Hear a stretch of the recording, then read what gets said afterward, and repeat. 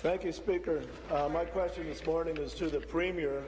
It's about a major fire that destroyed parts of a food processing plant in Tecumseh last Friday. But first, Speaker, allow me to thank the Minister of Agriculture and Rural Affairs for touching base and keeping me in the loop last Friday morning, as well as the Minister of Community Safety. Good morning, Premier. Premier, you have said you wouldn't forget about those parts of the province that are represented by members of the opposition. After a major fire at the St. Albert Cheese Factory in Glengarry, Prescott, Russell, the province made a $1 million grant available. Premier, I know it's early days yet, but all things considered, will the Bonduelle plant in Tecumseh receive equal consideration as the St. Albert Cheese Factory? Question, thank you.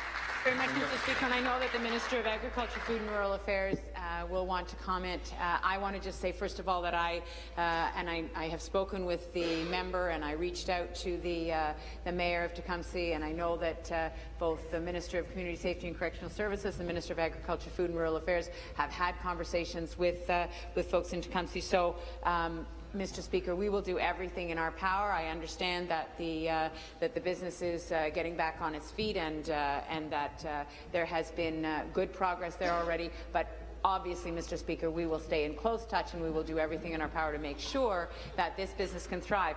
Agri-food is part of our economy that is extremely important, Mr. Speaker. The money in our Jobs and Prosperity Fund, part of that is carved out specifically for food processing, Mr. Speaker. So I know that we will stay in touch with this business and make sure that we can do everything in our power to make sure that it thrives. Thank you. Supplementary. Premier, as you know, this fire caused an estimated $30 to $40 million damage. It couldn't have come at a worse time with peak production just a couple of weeks away. 700 people are normally employed during the corn harvest. 145 farmers grow crops for this plant.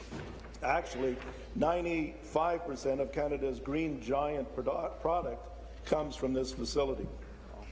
Whatever Ontario can do to sustain and grow this business would guarantee a brighter future for us all. Will the Premier or the Minister of Agriculture and Rural Affairs commit to a speedy decision on what grants may be available and to visiting this plant and seeing firsthand the destruction this fire has caused? Minister of Agriculture.